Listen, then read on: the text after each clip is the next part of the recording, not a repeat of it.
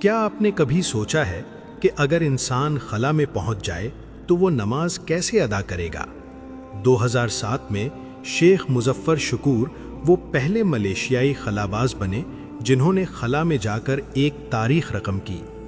جب وہ international space station پر اپنے مشن کے دوران موجود تھے تو انہوں نے نہ صرف سائنسی تحقیق کی بلکہ اللہ کی عبادت کو بھی ترک نہیں کیا۔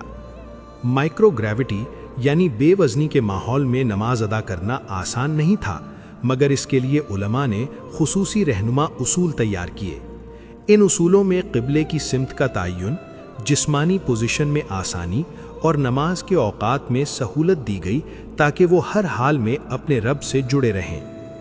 یہ واقعہ پوری دنیا کے مسلمانوں کے لیے ایک زبردست پیغام ہے کہ ایمان کسی جگہ کا محتاج نہیں، چاہے زمین ہو یا خلا، بندہ اپنے رب کے قریب رہ سکتا ہے۔